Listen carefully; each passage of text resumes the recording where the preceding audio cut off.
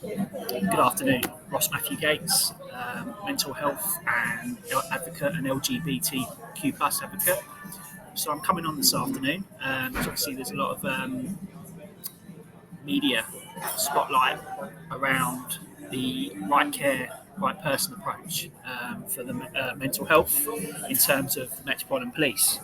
As someone who was invited to New Scotland Yard to meet the lead responsible officer for the Metropolitan Police for mental health at the end of November in 2022.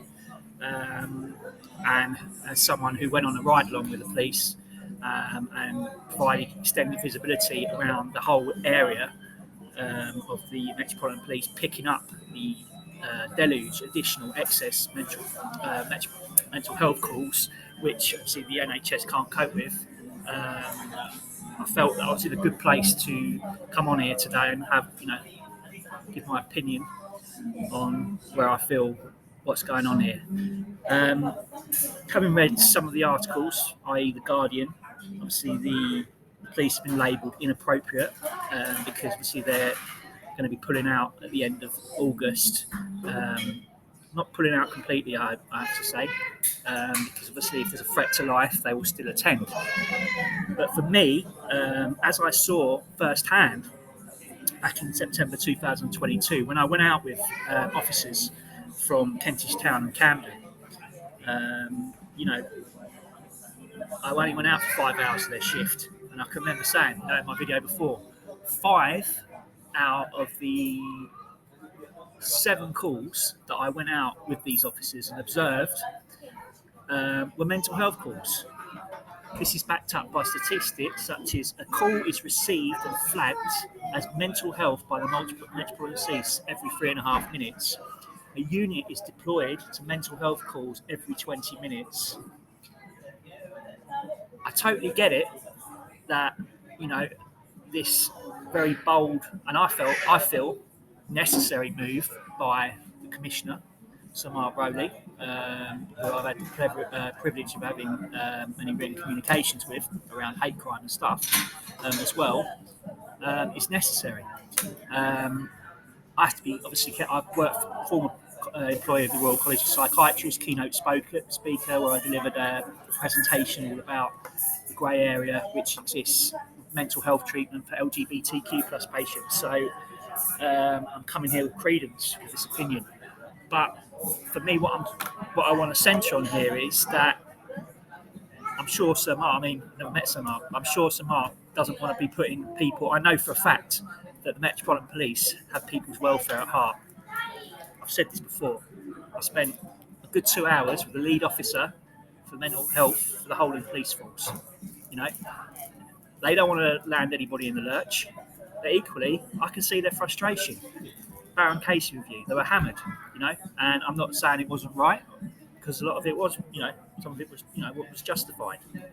But I can see it from the Commissioner's perspective, looking in from the outside, that obviously the modus operandi of the Metropolitan Police is to serve and protect.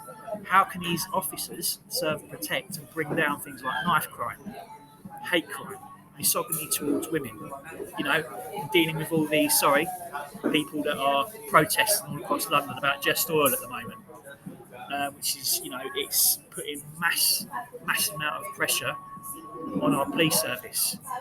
I think it's all very well for people to say it's inappropriate for the Metropolitan Police to pull out of this, but do you know what I mean? How long does it take? I had a meeting with the Met in November 2022. It was a long way before that key figures from the industry and reports have been made about how detrimental having to cope and deal with these extra mental health cases it is for the police, the Metropolitan Police, because they cannot do their jobs. The 33,000 frontline officers are expected to do the job of a mental health person and as a police person. I know, having worked in an acute inpatient psychiatric service, how demanding that job is. And then, I don't have to go off and, after when I did my job, I don't have to go off and maybe deal with a racially sensitive issue around a gang fight. So where does the line end? I actually think Sir Mark's done a good move, and I support him on that. And as someone who supported me, I haven't had to contact the police too often regarding hate crime. But this gentleman cares for people. I'm not just talking about people in the LGBT community. You know, the police want the best for the general public, and I can tell you that firsthand. So I think, as someone said in the Guardian, that there needs to be a round table between senior figures in the government, senior mental health leaders, senior CEOs for NHS Foundation Trust in London, and obviously Sir Mark and his senior management team, Dame Lynn, to get this, to thrash this out. I understand that the police wrote a letter to the NHS in late May. You might say I've not had enough notice about this, but how much longer do you need? You know, I can see the frustration why our police commissioner has done this. And all I'm going to say is, again, as someone who has depressive disorders and has had a little blip himself recently and he's working through it, I know firsthand from lived experience how important mental health is. So I can tell when I'm saying to you, trust me, I don't want to see anybody being left in the lurch. Who does? But I can equally see from the Metropolitan Police how frustrating it must be, when they want to do the best they can and do what they're supposed to do, which is serve and protect, and they cannot do that because they're spending half their time taking patients into, and spending time in waiting rooms in hospitals across London. Sorry, it's not rocket science, is it?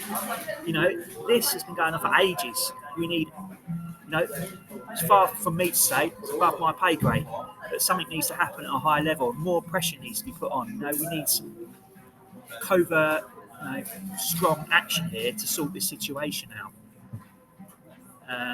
So that's all I'm going to say.